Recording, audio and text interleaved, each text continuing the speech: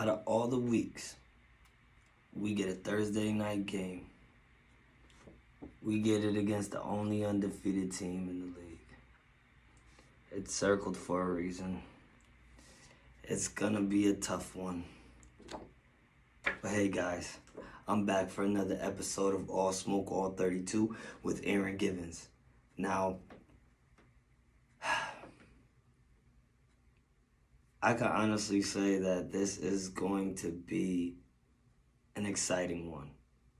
And there are things that are lining up in this game tonight for your Eagles coming to face your Houston Texans. And a lot of people who study the game are noticing it, giving so the fact that, yes, the Steelers got their butts whooped by the Eagles last week. But that's simply because their secondary is weak. And there were jump balls that should have not been had by A.J. Brown, but he's catching a hat trick on teams that, like the Steelers, are not going to stop a guy if you don't have that type of corner or safety to step up and make a play, because he's a strong physical receiver. Now, Harris went crazy and had over 6 yards of carry. Now, Dameon Pierce is no Najee Harris, but Najee Harris is no Dameon Pierce. And we see and know that the Eagles struggle from stopping the run, but they do not struggle on stopping a team from going far. It seems like a lot of teams that have competed with them and made it into the fourth quarter, they really know how to balance out the run and pass game. The Texans do have the trouble of doing that simply because we have the 32 worst ranked quarterback in the league. Which there's 32 quarterbacks because there's 32 teams, so that means, yeah, Davis Mills is ranked the worst quarterback QBR rating-wise in the league, with I believe only a 32.8 rating. So it doesn't help that Nico Collins is out due to an injury. It doesn't help that Brandon Cooks is giving up on the team, basically because he came into the off-season stating that he would no longer want to be traded. He wanted to stay put. If he gets traded again, he's going to tie the record for the being traded by the most times in the NFL, which would be 4 if we were to trade him. And I think that the guy should just eat his words, and I respect what we did.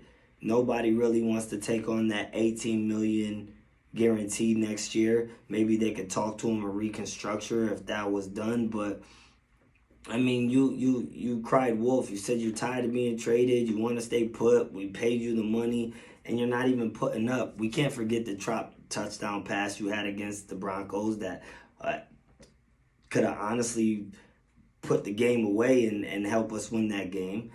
Before that, you dropped an easy third down slant. And then the week after that, you dropped a couple more passes. I mean, guy, they're understandably so that we're 1-5, but you're helping us become 1-5.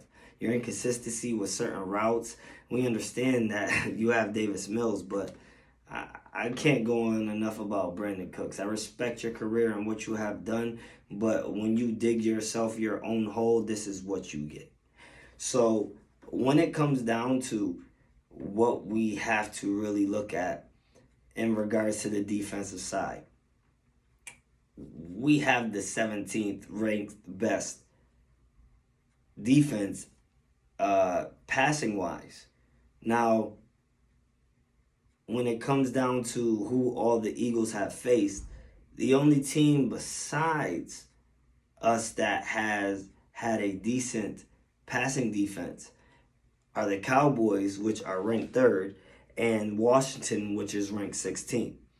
So all the other defenses they faced and just was able to at least play fairly well in the passing game against them is simply due because you can't make your schedule and you play who's in front of you. And they taken advantage of all those teams that they have faced with weak passing defenses. No, I'm not saying our defense is ranked 17th and we have a great one, but we honestly have some real strong corners.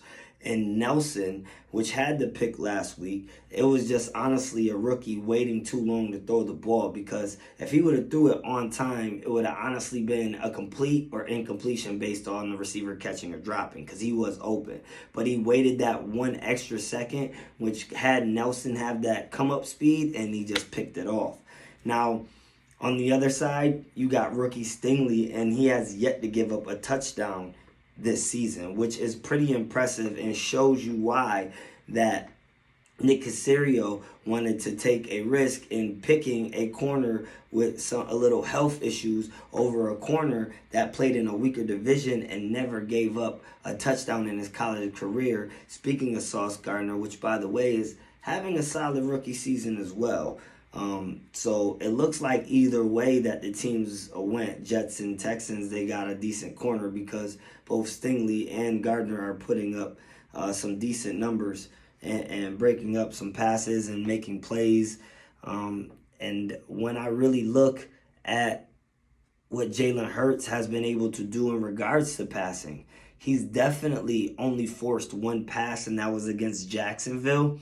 And his other interception honestly came against the Vikings when his backup receiver just dropped the ball on a screen and it bounced right into a defensive lineman's hand.